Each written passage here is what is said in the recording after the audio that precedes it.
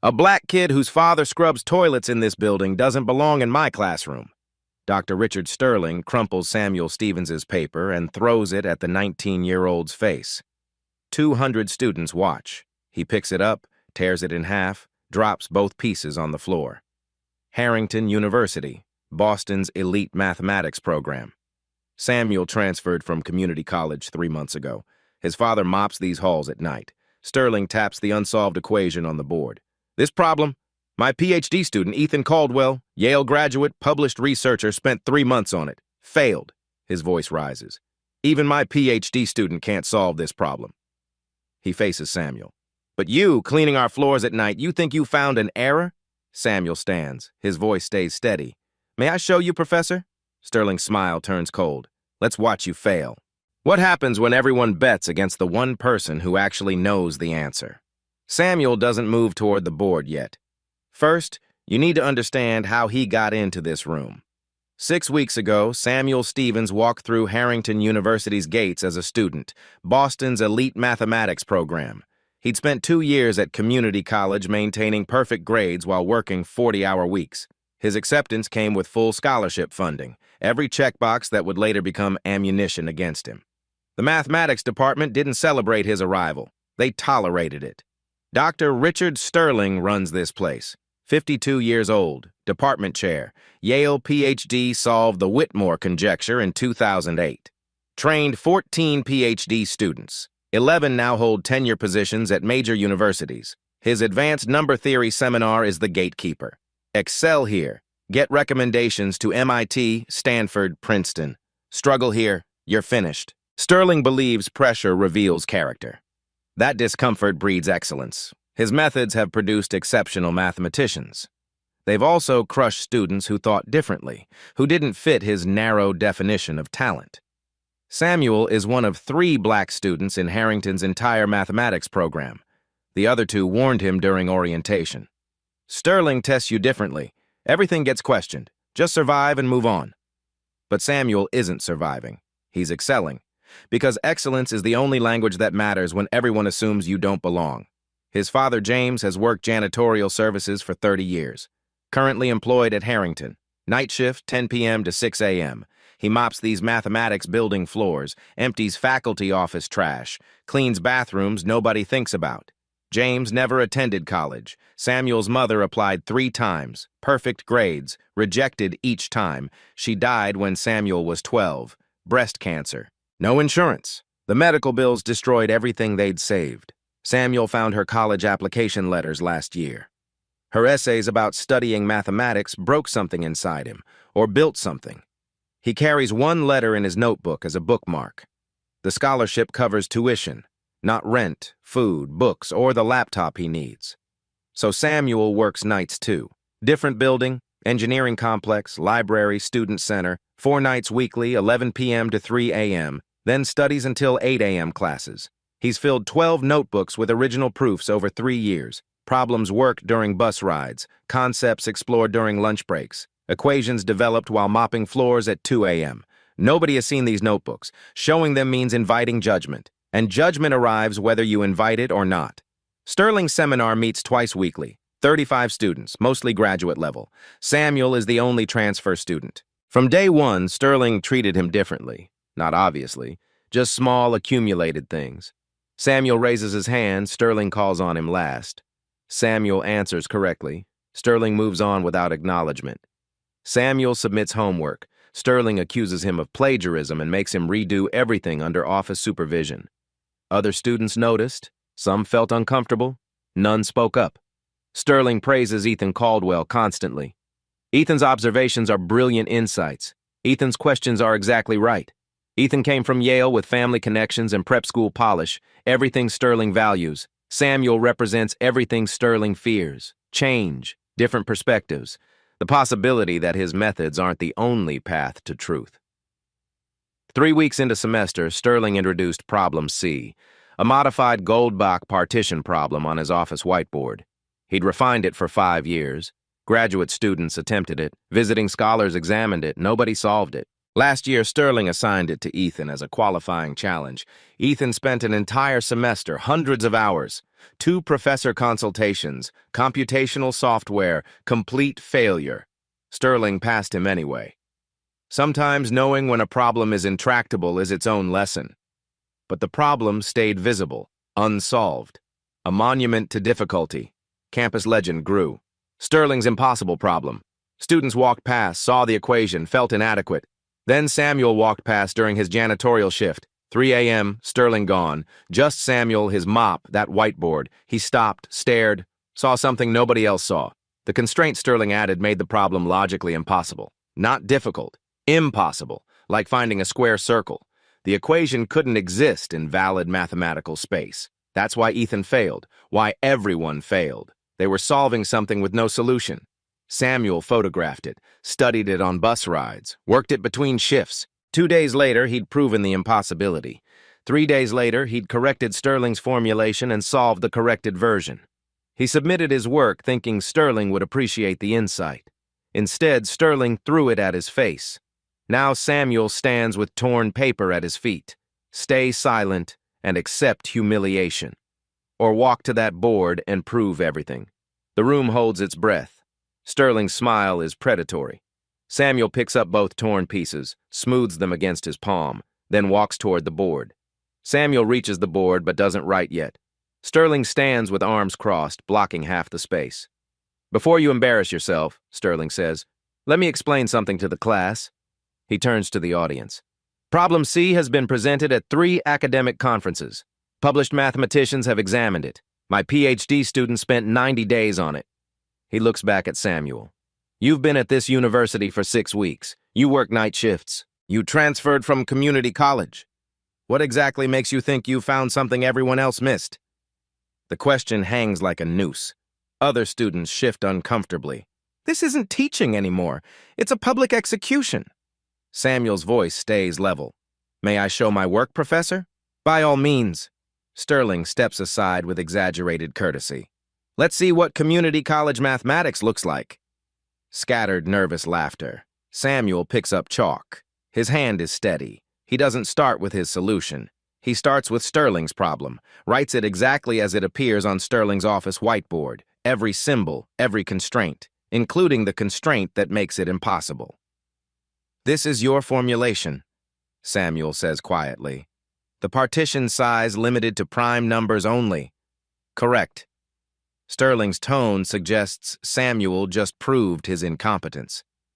But Goldbach's conjecture deals with sums of primes, not partitions constrained by primes. Samuel underlines the constraint. This creates a logical contradiction in the upper bound. He writes quickly now. Shows how the constraint creates a paradox, how it asks for something that cannot mathematically exist.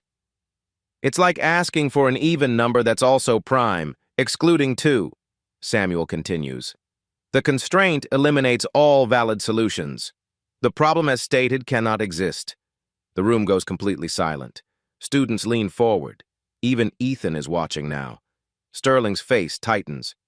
"That's an interesting interpretation, but it's not interpretation." Samuel's voice cuts through. "It's proof. That's why Ethan couldn't solve it. Nobody could. You've been presenting an impossible problem for 5 years. Someone gasps. Phones appear. This moment is being recorded now. Sterling's expression hardens. "You're suggesting I don't understand my own problem. I'm showing you what's there." Samuel points at the contradiction on the board. "The formulation has a flaw." Before Sterling can respond, a voice from the back speaks up. "He's right." Everyone turns. Professor Catherine Moore stands near the door, visiting scholar from MIT, Fields Medal nominee.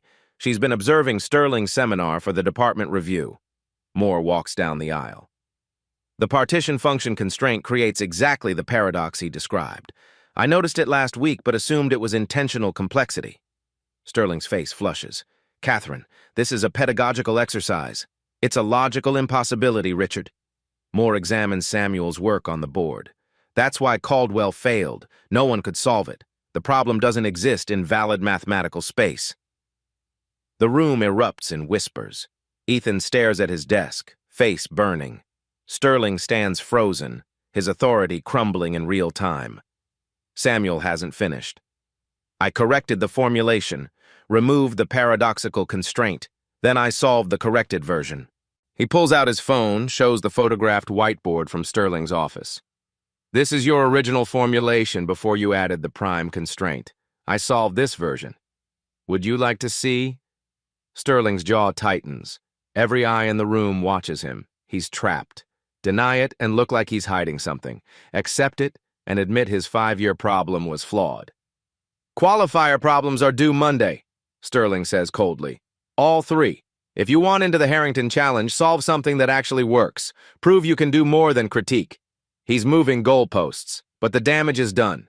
The room knows what just happened. Samuel just proved the Emperor has no clothes. In front of 200 witnesses. What Sterling doesn't realize yet is that this is just the beginning. Samuel has 72 hours. Sterling posted 3 qualifier problems Friday afternoon. Solve at least one by Monday morning to enter the Harrington Challenge, $50,000. Publication guarantee, graduate school placement. Problem A is elementary but tedious. Weeks of computation. Problem B requires expensive software Samuel can't afford. Problem C is Sterling's impossible equation, now public knowledge after what happened in class. Sterling made his intentions clear after everyone left. You want to embarrass me? Fine. Solve all 3. Prove you're not just a critic. Prove you belong here. The recording from class has already spread across campus. Students share it, comment on it. Did you see Sterling's face? That transfer kid destroyed him. Affirmative action hire got lucky. That last comment appears on every thread. Lucky. Not smart. Not skilled. Lucky. Samuel doesn't sleep Friday night.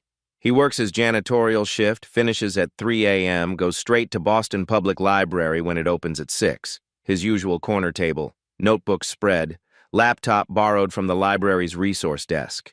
The photographed whiteboard from Sterling's office shows problem C before Sterling modified it, without the paradoxical constraint. Still difficult, but solvable.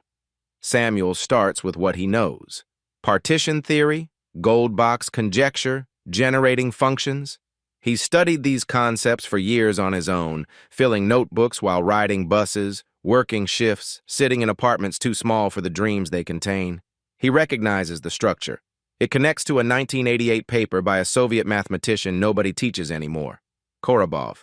Samuel found the paper 6 months ago in the library's physical archives. Dusty, forgotten, brilliant. But Korobov's proof only takes it halfway. The final step requires something else, something modern. The probabilistic method. Samuel works it out on scratch paper first. Testing approaches, discarding failures, finding the path through. The probabilistic method proves something exists by showing it's more likely to exist than not. You don't construct it, you prove it must be there. He extends Korobov's work, bridges it to modern techniques, creates something original. By Sunday morning, he's solved problem C completely. 14 pages. Clean latex formatting he taught himself from YouTube tutorials. Then he tackles problem A, the tedious one, the one designed to take weeks. Samuel sees patterns others miss, shortcuts through computation, geometric intuition that makes algebra faster. He finishes it in 6 hours. Sunday evening, he submits both solutions, problem A and problem C, both complete, both correct. He hits send at 11 p.m. Sterling checks submissions Monday mornings at 8, before his rowing practice. Samuel knows this because he empties Sterling's office trash, sees the routine, the schedule posted on the wall. Monday morning, advanced number theory seminar. Sterling enters stone-faced. The class buzzes with anticipation. Everyone knows what happened Friday. Everyone saw the videos. Sterling sets his briefcase down, projects the submission results on the screen. Names redacted. 10 students submitted qualifier attempts, he begins. Most were adequate. Caldwell solved problem A admirably. Williams made progress on problem B. He pauses. The room leans forward.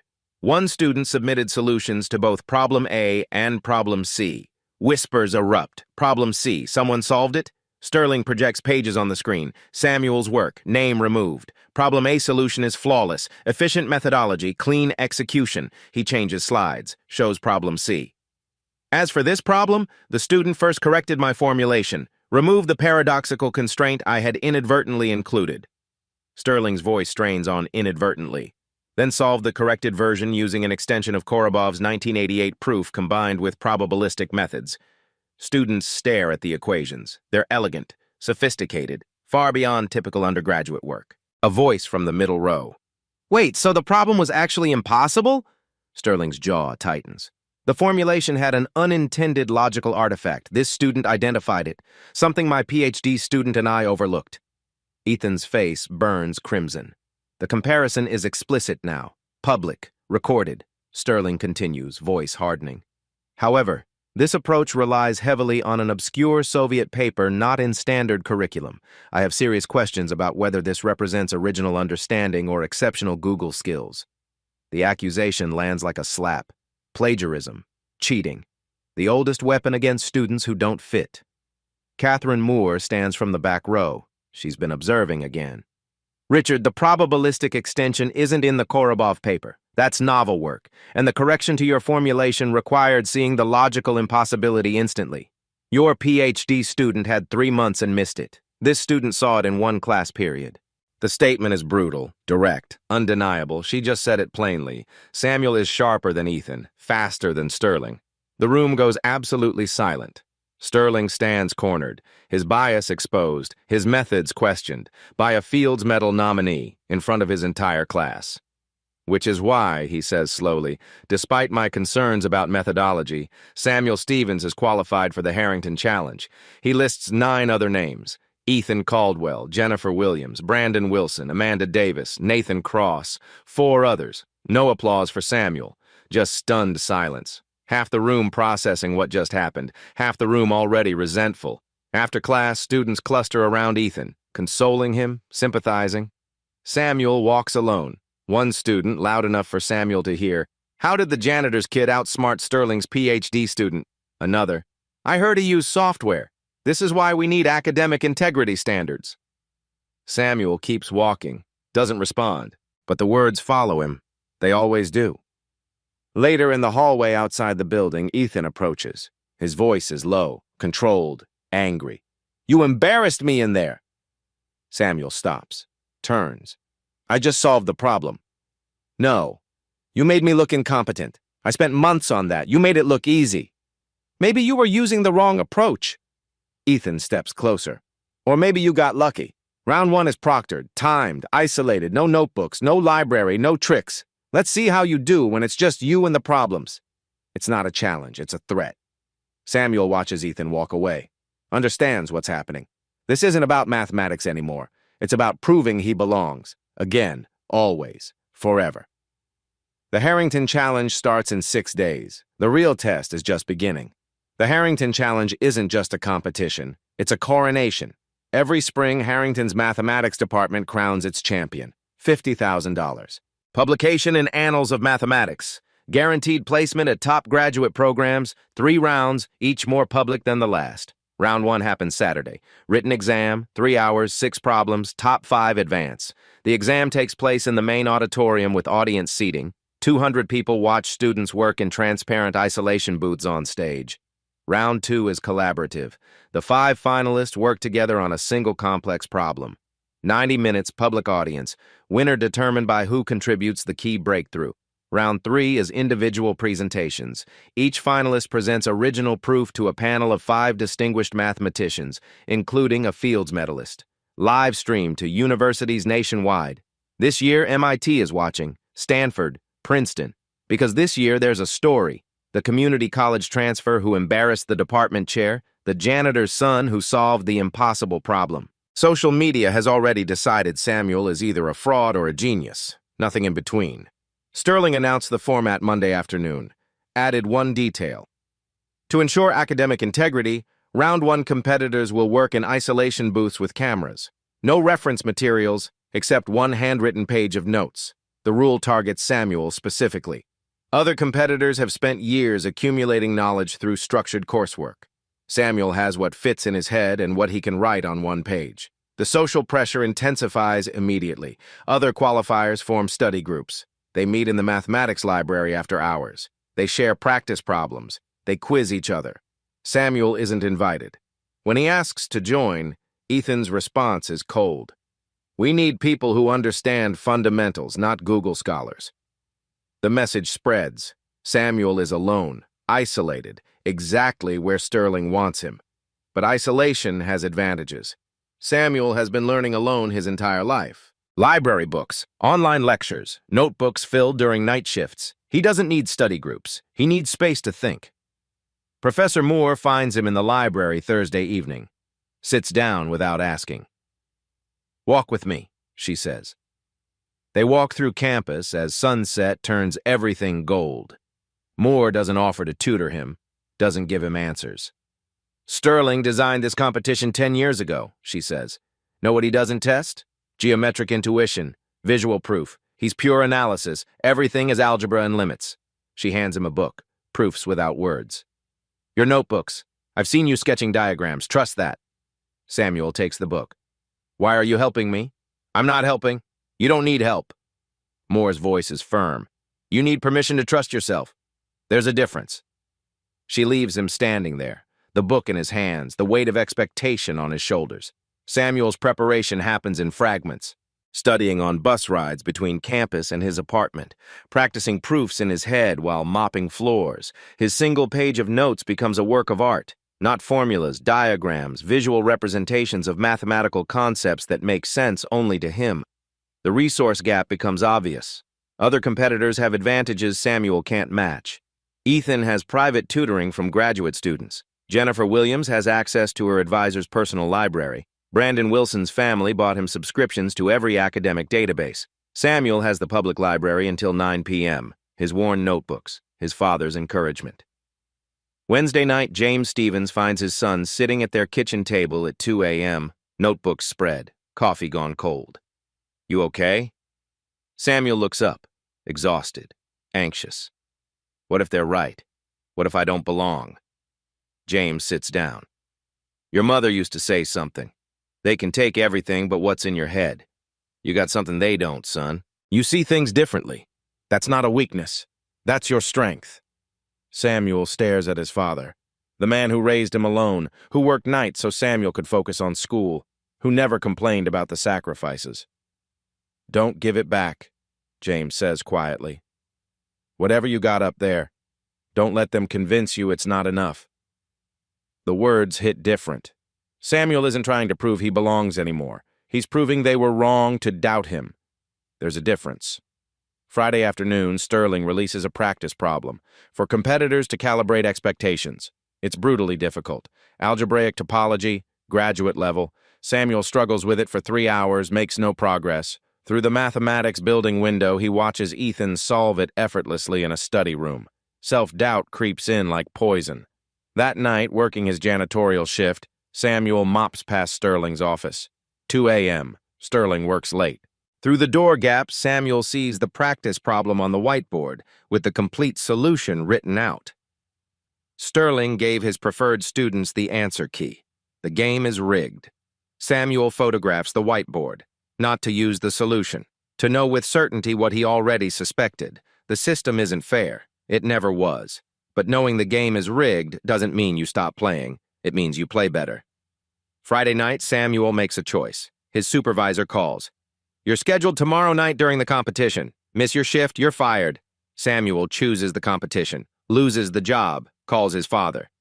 "Proud of you," James says simply. Saturday morning, round 1. The real battle begins. 6 days until everything changes. Samuel tracks them like a countdown to execution. Day 1, Monday afternoon after class. Samuel goes to the library archives, finds past Harrington challenge exams, studies patterns, 60% number theory, 30% topology, 10% wildcards. He focuses his preparation accordingly. That evening, his landlord calls. Rent is 5 days late. Samuel needs this month's paycheck, but round 1 happens Saturday morning. His shift is Saturday night. His supervisor already told him, "Miss it, you're replaced. We have a wait list." The math is simple. Compete or eat. Pick one. Day 2, Tuesday morning. Samuel arrives at the library when it opens. Professor Moore passes him in the periodical section. Their conversation looks casual. It's not.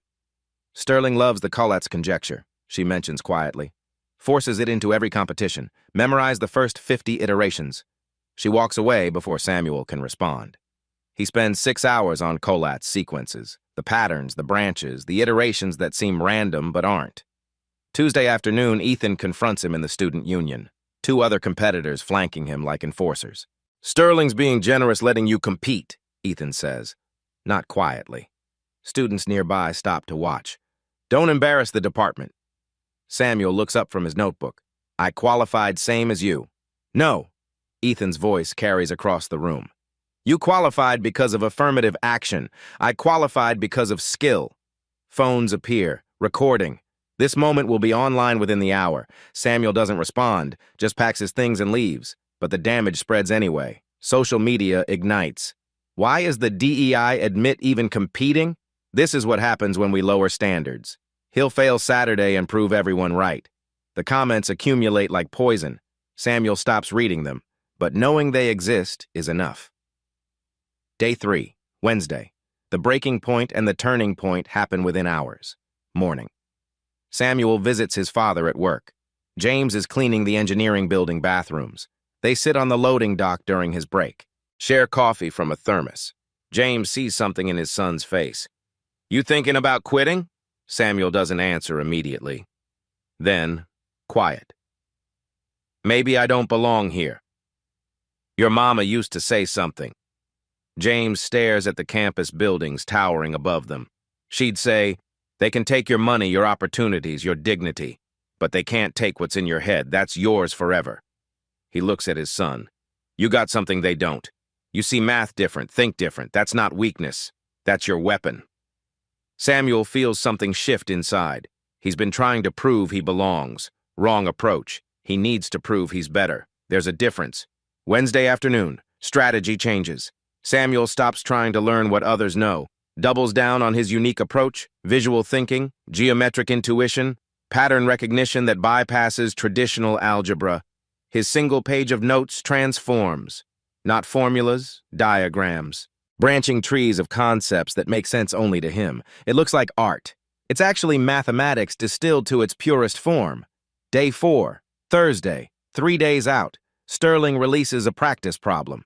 For competitors to calibrate expectations, it's vicious. Algebraic topology, graduate level. Samuel stares at it for 2 hours, makes zero progress. Through the mathematics building window, he sees Ethan in a study room, solving it, effortlessly, writing confidently, finishing in what looks like 30 minutes. The comparison destroys Samuel's confidence. Maybe they're right. Maybe he's out of his depth. Maybe Saturday will expose him as a fraud.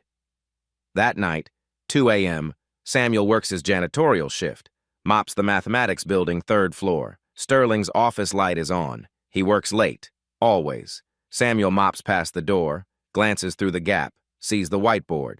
The practice problem, complete solution, every step written out. Understanding hits like ice water. Sterling gave his inner circle the answer key. Ethan didn't solve it in 30 minutes. Ethan memorized it. The game isn't just unfair, it's rigged. Samuel photographs the whiteboard, not to use the solution, to have proof, to know with certainty what he already suspected. The system is designed to keep people like him out. But now he knows, and knowing changes everything. Day 5, Friday, 2 days until competition. Samuel tests his visual approach on practice problems. It works. He solves 3 problems faster than traditional methods. His confidence rebuilds. Different, harder, angrier. Friday afternoon, his supervisor calls. "You're scheduled tomorrow night, the competition or the job, choose." Samuel doesn't hesitate anymore. "I'm competing." "Then you're fired, effective immediately." Samuel calls his father, tells him what happened. James Stevens is quiet for a long moment, then, simple. "Proud of you, son." No disappointment, no panic about money, just pride. It's enough. Day 6, Saturday, competition day. Samuel wakes at 5 a.m., shaves his head, ritual, focus, clarity. He lays out his single page of notes, reviews it once, puts it away, trust. 6 a.m. He walks through Harrington campus, empty, quiet. Dawn light making everything look possible. He stands outside the auditorium, imagines his mother walking these paths, the ones she never got to walk. Applies to college 3 times, rejected each time, died without ever getting this chance. Samuel is living the life she never could. That means something. That means everything. Meanwhile, the auditorium transforms. Staff set up 200 audience seats. Camera crews arrive, local news. This is the biggest Harrington challenge in years because of the controversy. Because of Samuel. Because everyone wants to see if he's real or fake. Sterling does a press interview on the auditorium steps. We're excited to see which of our top students emerges victorious. Translation: we're excited to watch the transfer student fail. Online, betting pools form. Actual money changing hands on whether Samuel makes it past round one. The odds aren't in his favor. Social media splits, half supportive, rooting for the underdog, half dismissive, can't wait for this fraud to get exposed.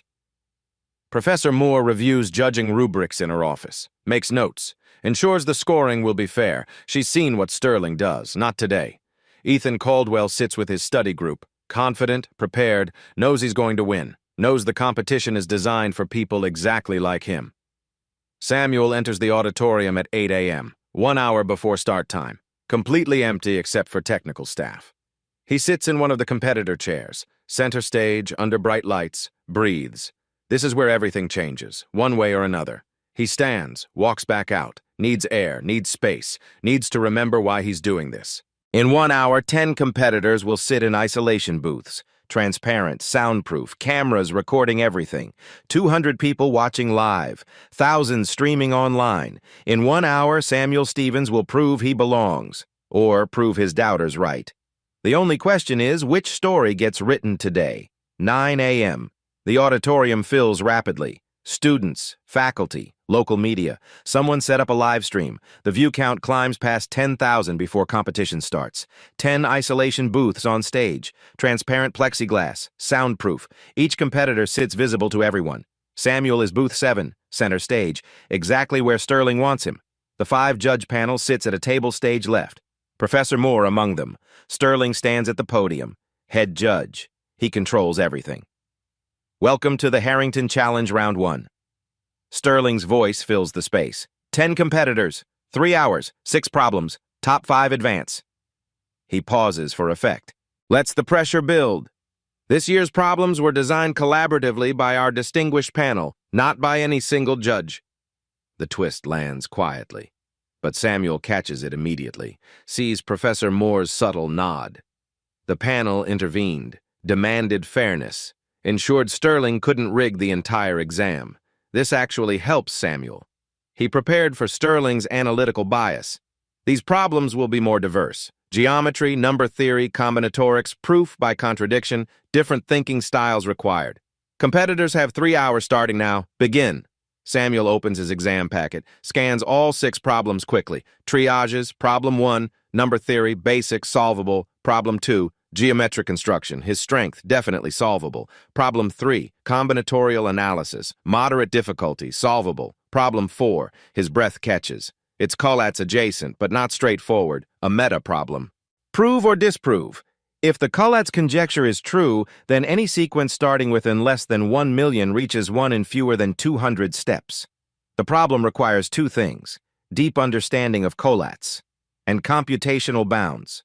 Samuel has the first. The second seems impossible without software. This is Sterling's influence, his signature problem.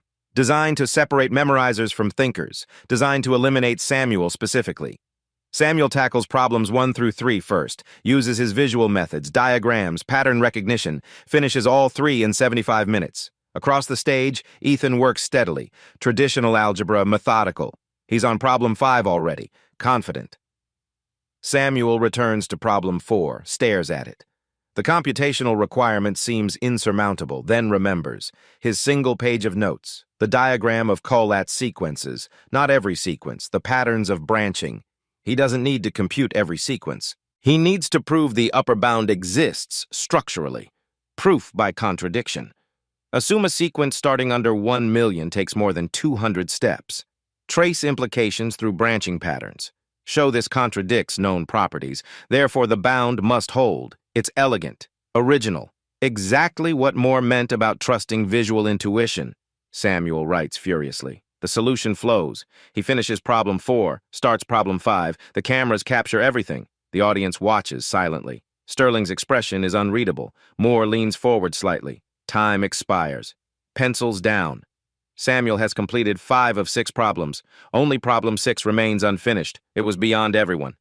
Judging happens overnight. Results announced tomorrow. Samuel walks out uncertain. Did enough? Or not?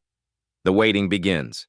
Sunday afternoon. Results announcement in the department lounge, informal setting, but cameras still roll. The live stream has 20,000 viewers now. 10 competitors gather. Samuel stands near the back. Sterling holds a tablet with results. His expression reveals nothing. First, commendations to all competitors. The problems were intentionally rigorous. Sterling's formal voice. Advancing to round 2. He reads names slowly, deliberately. Ethan Caldwell. Expected. Ethan nods professionally. Jennifer Williams. Applause. Jennifer smiles. Brandon Wilson. More applause. Brandon looks relieved. Amanda Davis. 4 names called. 1 spot remaining. Samuel's heart hammers. His name hasn't been called. Sterling pauses. The silence stretches. Cruel. Intentional. The 5th position was intensely debated. One competitor demonstrated unconventional approaches that sparked considerable panel discussion. His tone makes unconventional sound like diseased. After extensive deliberation, the 5th finalist is Nathan Cross. The words hit like a physical blow. Samuel doesn't advance. Nathan Cross, who finished in 90 minutes using conventional methods. Safe, traditional, white. Samuel's vision tunnels. The room spins. He lost his job for this, sacrificed everything for this, and it wasn't enough. Sterling continues. I want to address Samuel Stevens' submission specifically. He projects Samuel's problem 4 solution on the screen. This exemplifies a recurring issue. Raw intuition without rigorous training. He points at Samuel's geometric approach. Visual heuristics. Proof by contradiction using diagrams. Interesting, creative, but not mathematically rigorous by professional standards. The panel discussed at length. Ultimately determined it couldn't be accepted. Professor Moore interrupts. Stands. Richard, I scored that solution differently. The majority ruled, Catherine. Sterling's voice is steel. Samuel, you have potential. But competitions require polish you haven't developed. Continue your studies, perhaps next year. The condescension is palpable. The dismissal absolute. Public, recorded, permanent. Ethan doesn't quite hide his smirk. Other competitors look away. Samuel stands frozen. Humiliation, rage, defeat, everything he fought against vindicated. He walks out without a word. Outside, cold November air. Samuel sits on the building steps, hands shaking, calls his father. I lost my job for this. Didn't even make round 2. What'd they say was wrong? Not rigorous enough, too visual, not traditional. Samuel's voice cracks. Maybe they're right. Maybe I'm not ready. James is quiet, then firm. Was your proof right? Samuel thinks, goes through his work mentally. Yes, it was right. Then they didn't beat you, they just didn't understand you. But Samuel isn't convinced. Maybe Sterling is correct. Maybe visual thinking isn't real mathematics. Maybe community college didn't prepare him properly. Maybe he never belonged here. An hour later, Samuel packs his apartment. Can't afford next month's rent without the job. He'll have to leave Harrington, drop out, return to what everyone expected. His phone buzzes. Email. Professor Catherine Moore. Subject. You were robbed. Samuel opens it. Samuel. Your problem. 4 proof was mathematically sound and novel. I gave it full marks. Sterling overrode me, citing visual proofs lack rigor. A dogmatic view the mathematics community abandoned decades ago. I'm attaching my complete scoring breakdown. You scored 94 out of 100. Second highest overall. Nathan Cross scored 82. You were robbed. But listen carefully. Round 2 is team-based. Competition bylaws include a wild card rule. Any judge can nominate 1 eliminated competitor to return if they demonstrate exceptional insight. I'm in the audience Wednesday. Give me ammunition to work with. This isn't over. CM. Attached. Her detailed scoring. Every problem, every point. Samuel's total, 94 100ths. Second place behind Ethan's 96 100ths. Nathan's 82 100ths shouldn't have advanced. Sterling rigged it, overrode the scoring, eliminated Samuel deliberately. Samuel stares at the email. The proof of bias, the evidence of injustice, the opening Moore just gave him. Some games are rigged, everyone knows that, but some referees fight back. The question is whether you give up or keep fighting. Samuel stops packing, sits down at his laptop, opens his notebooks. He has 72 hours until round 2. Sterling thinks this is over. Sterling is wrong. When the game is rigged against you, you don't quit. You play harder. You play smarter. You force them to see you. Samuel has 3 days to prepare, 3 days to find his moment, 3 days to prove that being underestimated is the best weapon of all. The crisis isn't the end of the story, it's where the real fight begins. Wednesday evening, round 2. The auditorium is packed beyond capacity. 400 people in person, 25,000 streaming online. Word spread about Sunday's controversy, about Sterling's bias, about the transfer student who got eliminated unfairly. This isn't just a mathematics competition anymore, it's a reckoning. 5 finalists sit on stage. Ethan, Jennifer, Brandon, Amanda, Nathan. Chairs arranged in a semicircle. Large whiteboard behind them, cameras everywhere. Sterling stands center stage with the judging panel. He looks confident, controlled. This is his domain. Round 2 tests collaborative problem solving. These 5 finalists will work together on a single challenge. One of the Millennium Prize problems simplified, the Birch and Swinnerton-Dyer conjecture for a specific elliptic curve, 90 minutes. Winner determined by who contributes the breakthrough insight. The problem appears on screens. The audience murmurs. Even simplified, it's brutally complex. Sterling continues. However, our competition bylaws include a provision. If any judge believes an eliminated competitor deserves reconsideration, they may nominate that person to return as a wild card.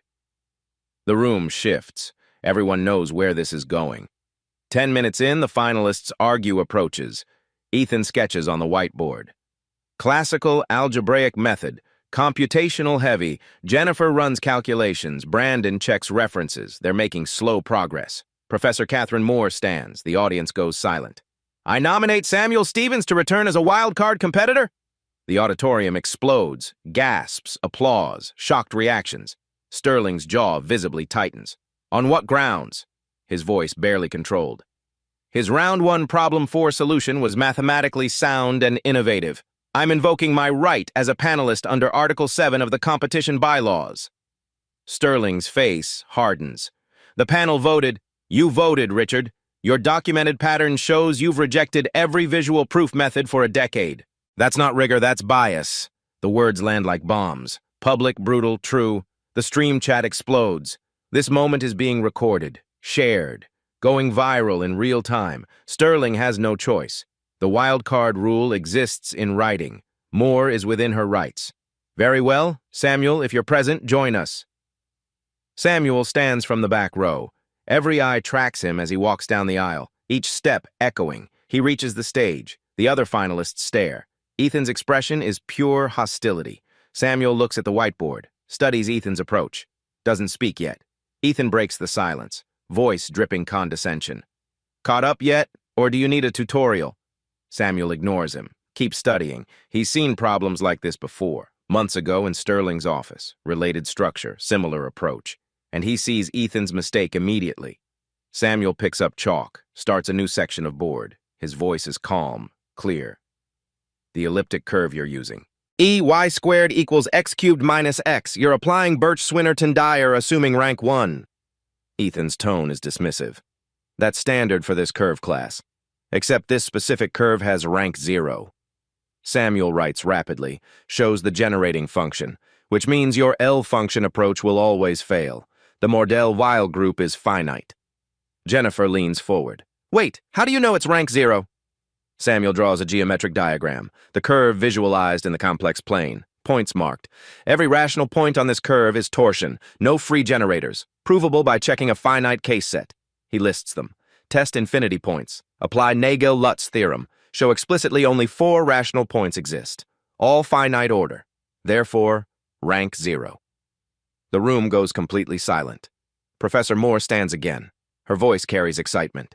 He's correct. Richard, check his torsion calculation. Sterling approaches the board. Slowly, reads Samuel's work. His face drains of color. The calculation is perfect. Ethan's entire approach, 15 minutes of work, is fundamentally flawed.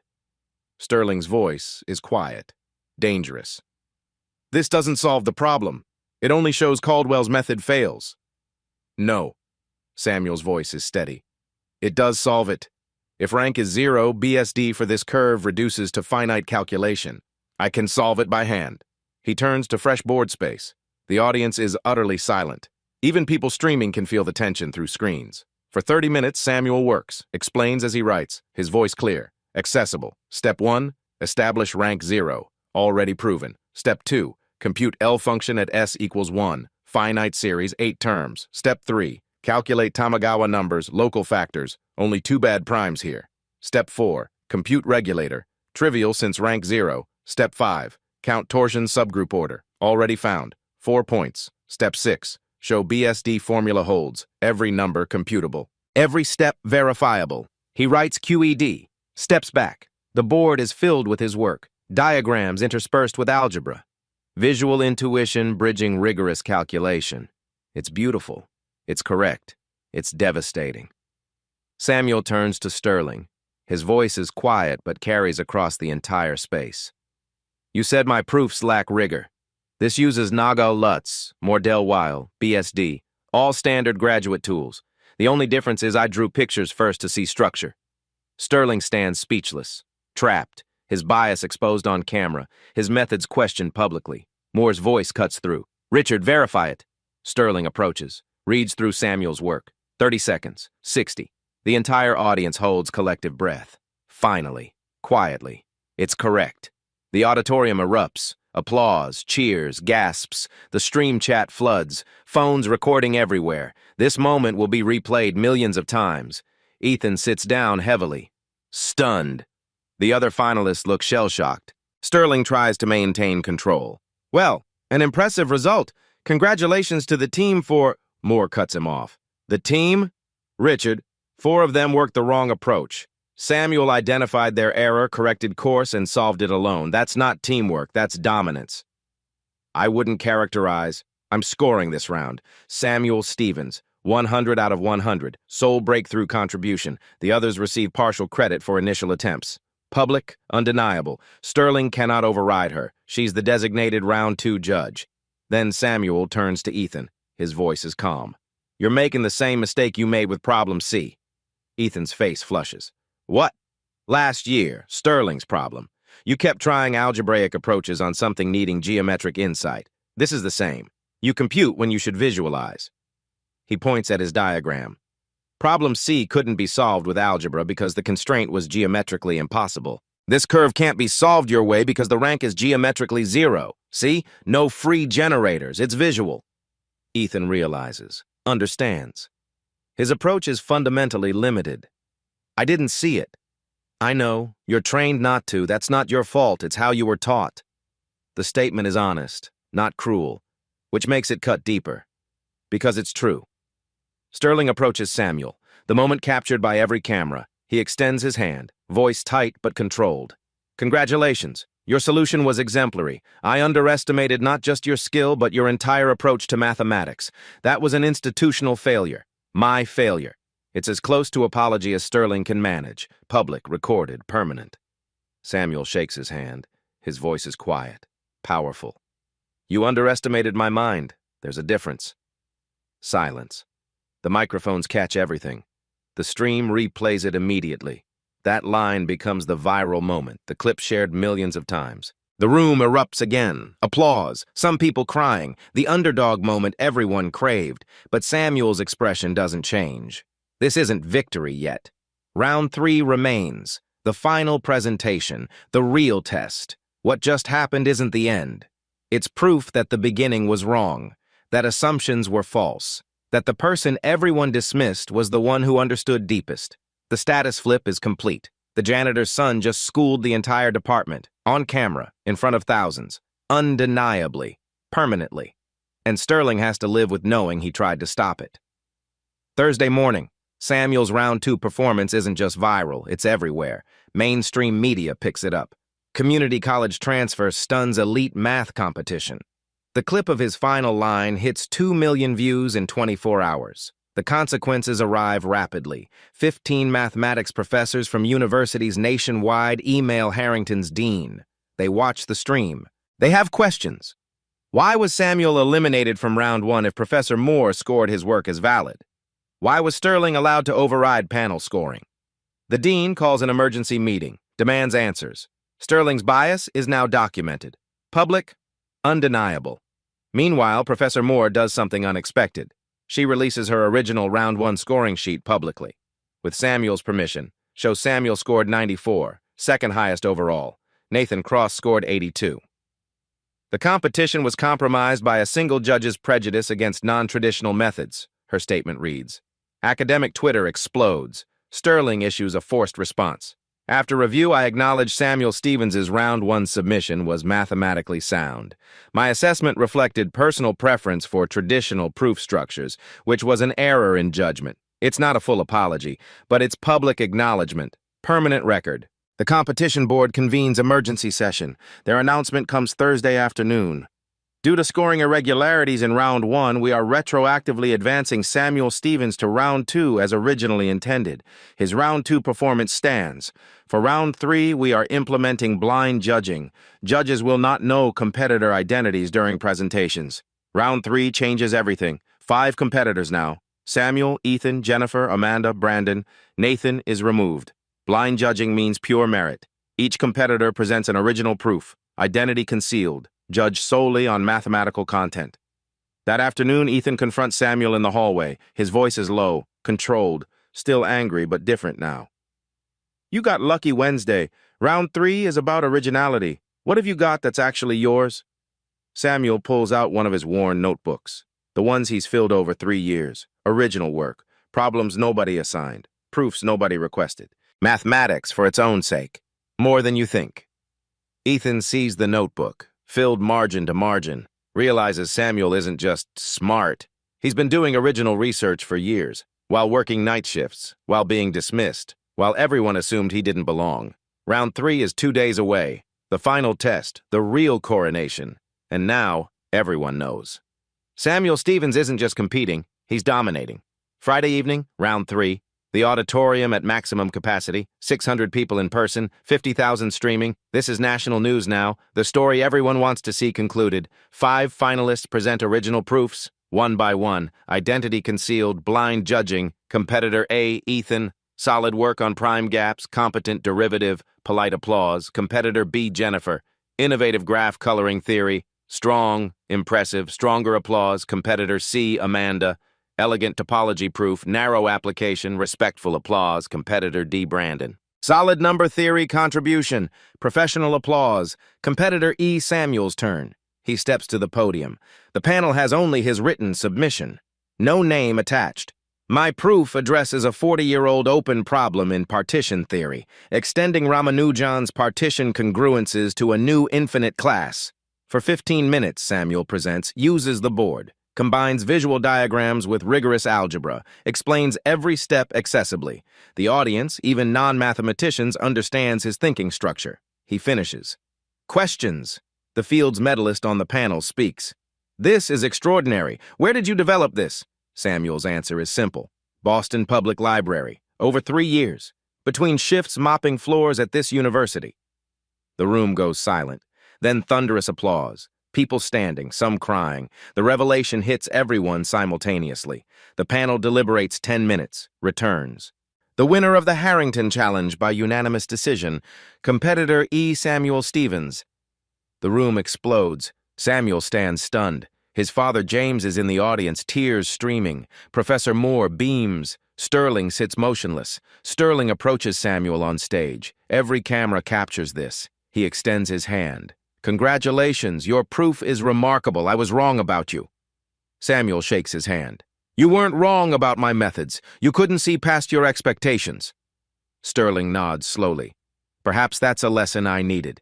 It's not villain defeat, it's human growth, imperfect but real. Samuel receives everything, $50,000, publication guarantee. Within hours, 15 graduate programs reach out, MIT, Stanford, Princeton.